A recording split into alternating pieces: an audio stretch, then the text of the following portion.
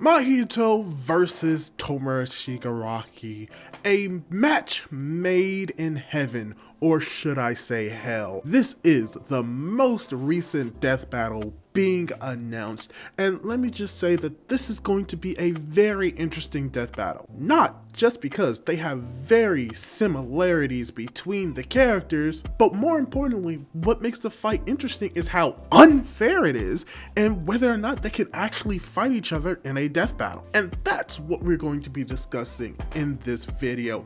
Whether or not Tomura versus Mahito is even a fair fight, as well as predicting who will potentially win this fight. Spoilers, it's probably going to be Tomura. Hey guys, how's it going? It is your boy, Manga Man Drew, and I'm here to do a sort of discussion video on the topic of versus battles. It's been a while since I've made a video, life has been kicking me in the teeth, but I'm back to make this video because it's something that's hopefully going to revitalize the My Hero Academia community. And like I said, this is going to be a video discussing the recent death battle that has been announced, which is Mahito versus Tomura Shigaraki. And there's a lot that I really want to talk about in this video when it comes to this matchup, primarily when it comes to whether or not the characters are best fit against one another and whether or not this is going to be a fair fight. So all of that and more is what I'm going to be discussing in the video, but let's start off by talking about the connections that Mahito and Tomura share. And the connections between Mahito and Tomura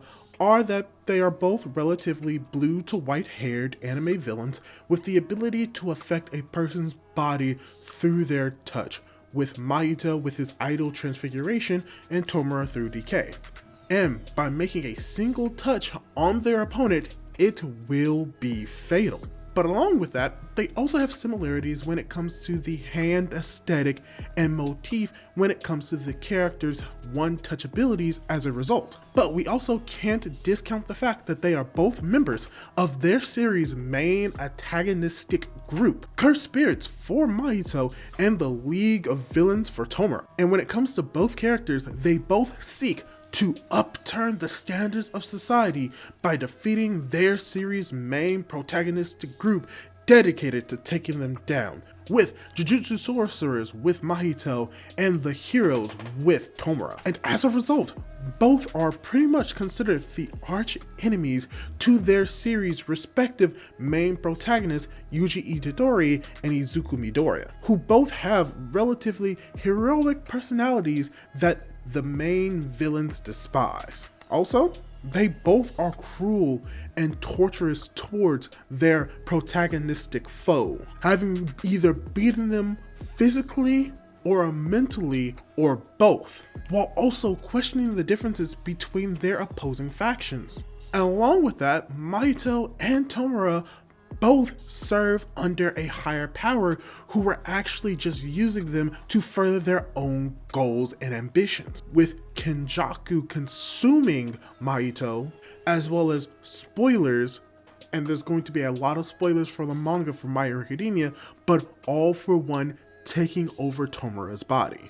And in the end, both Mahito and Tomura ended up being betrayed and having their bodies and powers taken away by their respective larger antagonistic and manipulative teammates. And what is even more interesting when it comes to the comparison is that both Tomura as well as Mahito both use horribly mutated humans turned monsters as minions, with transfigured humans for Mahito and Nomus for Tomura. So as you can see, there are a lot of thematic relevance and similarities between the characters which you could consider for them to be a perfect matchup. But when it comes to their physical prowess, that is where I have to ask the question, why is this death battle so unfair? That's because with Tomura, he beats Mahito in nearly every aspect of the fight. So let's go over all the aspects that Tomura dominates Mahito in. When it comes to abilities, Tomura just has too many abilities to count. He has at least 40 different quirks, which includes hyper regeneration, surge, and many forms of attack as well as sensory quirks alongside decay, which you could argue is a more powerful version of idol transfiguration. Heck, the series has a better form of idol transfiguration via the character of Overhaul. And when it comes to Mahito, on the other hand, he only has a handful of techniques, such as idol configuration, domain expansion, and cloning, which some of these powers may not actually affect Tomura. More on that later. When it comes to forms, Tomura has a plethora of forms that can give him advantages in both speed, power, and durability. And these transformations stack upon each other, allowing him to retain the more stronger aspects of the previous forms. While with Mahito, on the other hand, he only has really one transformation, and we only get to see it for a short amount of time before it disappears entirely. When it comes to support,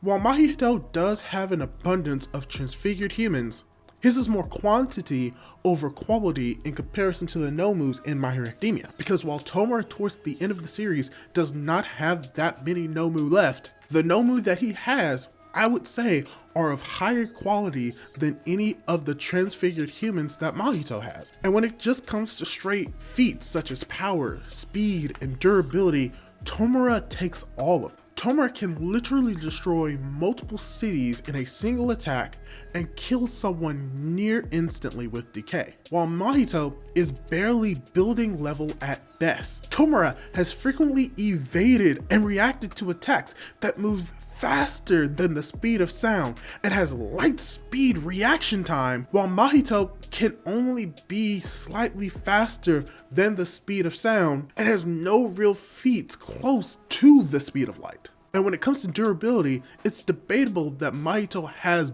better durability than Tomura. However, it does take a lot more physical damage to actually affect Mahito than Tomura, but that's more relative to him being a cursed spirit with cursed energy than his actual physical durability. But from what we've seen with Tomura, there is a higher cap of durability in comparison to Mahito. And while Mahito could arguably be smarter and have more of a strategic mind than Tomura, Tomura is also no slouch. He's very intelligent to a certain extent and can think of plans on the fly that can be hard counters to his enemy. So all in all, Mahito really doesn't have a chance when it comes to a one-on-one fight. So if the fight feels so one-sided, why are they even fighting at all? Well, it all boils down to these three questions. Can Tomura see and or touch Mahito? Does Tomura have a soul that can be manipulated by Mahito? And does Tomura even have the ability to kill Mahito?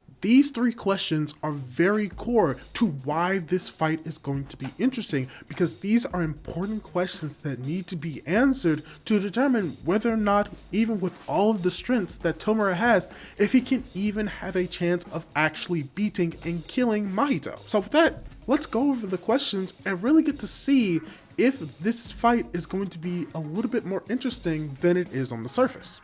And starting with the first question, can Tomura see and or touch Mahito? And for the see part, it's most likely yes.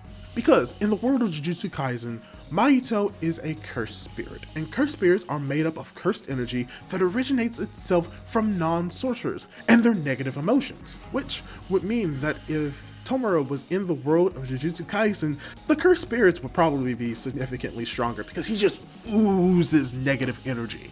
But because he's made of cursed energy, non-sorcerers can't see or even perceive him.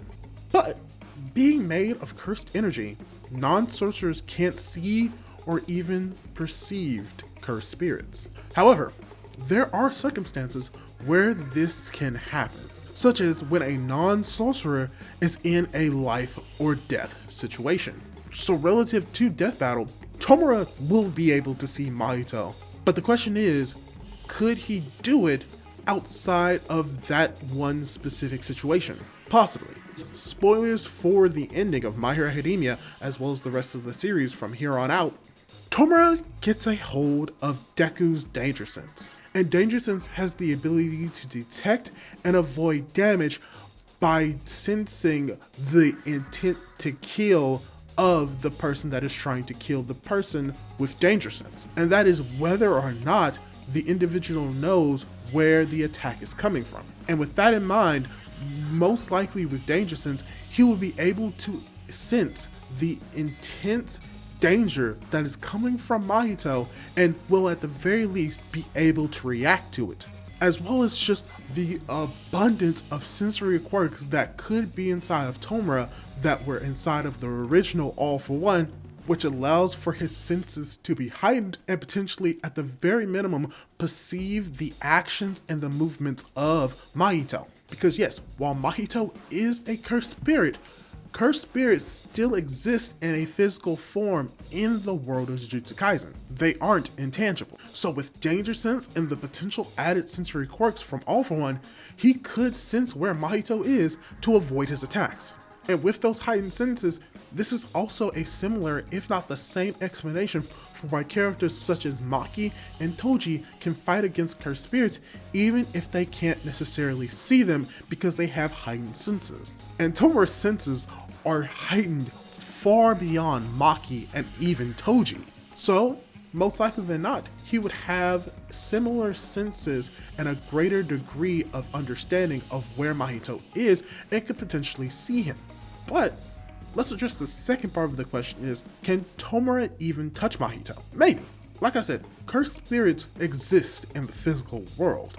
However, because they're made of cursed energy, they cannot be damaged unless the individual damaging them also has cursed energy. This means that even if Tomura can't see him physically, he could sense him, and because Mahito is existing in a physical form, he can still, at the very least, be hit. But then, we have to also remember that because Mahito is made of cursed energy, he can only be damaged by cursed energy, which Tomura wouldn't have. And it's even harder to do that with Mahito due to his ability to manipulate the soul, which could mitigate, if not erase, the damage outright. So it's even harder to actually attack him unless you can attack his soul, which we'll be getting to later on whether or not Tomura can actually do that. But going on to the second question, does Tomura even have a soul? Most likely, but it's going to take a little explaining for why that's probably the case. Because in the world of My Hero Academia, there has never been a confirmation of the soul existing in the series. The closest we ever get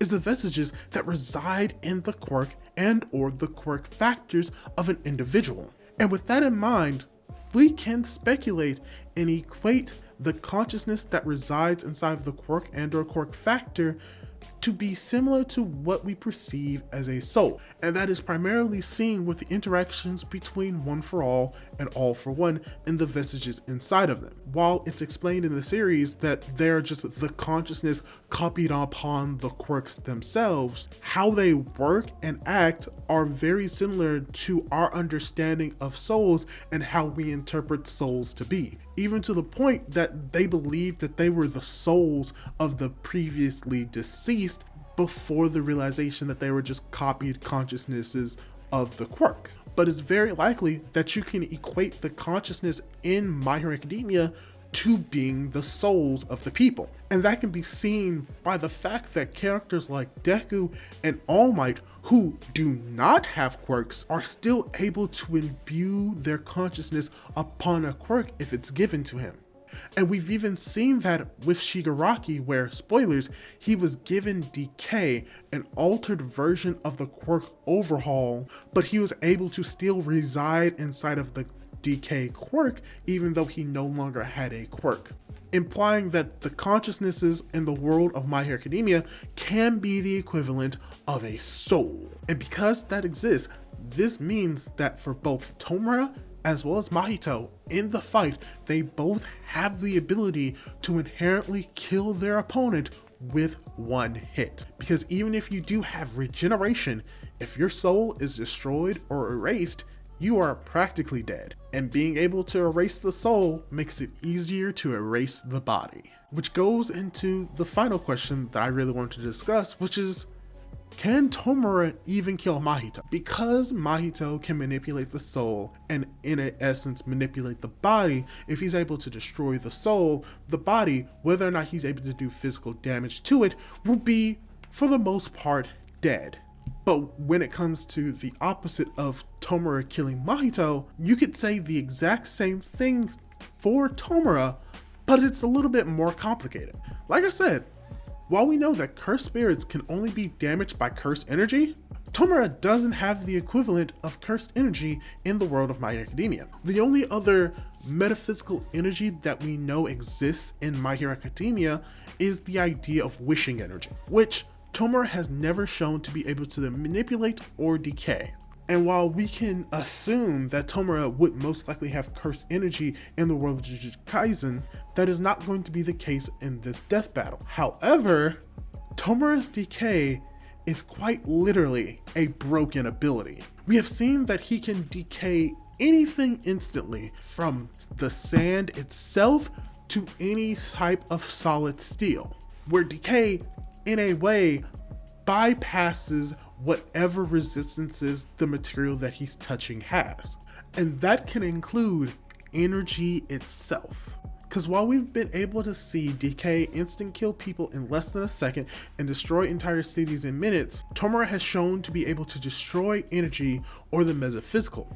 During the Paranormal Liberation War arc, Tomura is actually shown to decay the stress energy coming off of Redestro's attack. And even more spoilers from the manga, he has shown to be able to even decay the vestiges of Deku in their mind, which directly destroyed the body. And while in the series, the vestiges are attached to the quirk and quirk factors, which are physical representations and can be considered similar to muscles in the body and may physically be in the body, he wasn't touching the factor itself. He was touching something that is perceived as the consciousness of that quirk factor. And consciousness, if you don't know, doesn't have a physical form. So the fact that he was able to decay the consciousness of Deku with inside of this vestige world, which is also a metaphysical world, and that it affected his real body, that means that by process of elimination, he can decay the synonymous equivalent of a soul in the My Hero Academia world, and therefore do it to a soul in Jujutsu Kaisen.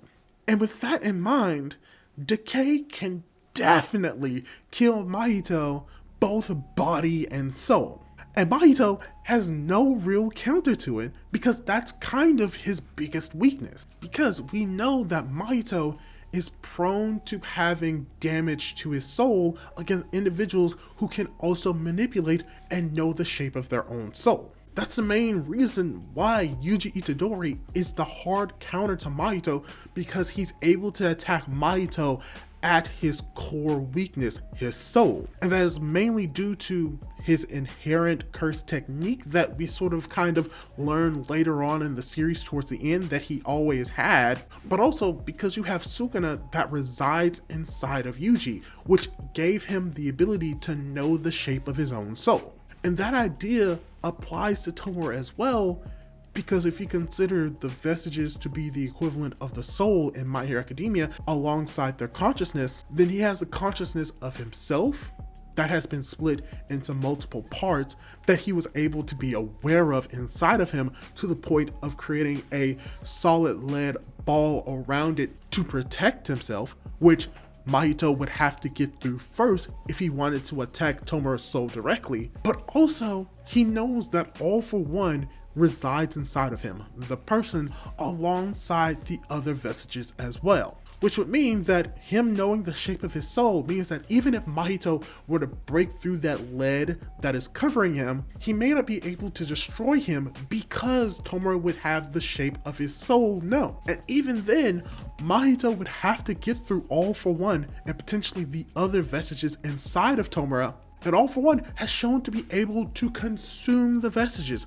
so he might be able to just straight up consume Mahito, and then Mahito is just gone, or at the very least trapped inside of All For One. So yeah, because Yuji is unaffected by Mahito's idle transfiguration, which allows for Mahito to control the shape of someone's soul as long as the person doesn't know the shape of their soul, then this will be the case for Tomura as well, because we learned all of what I said in the most recent season of My Hero Academia.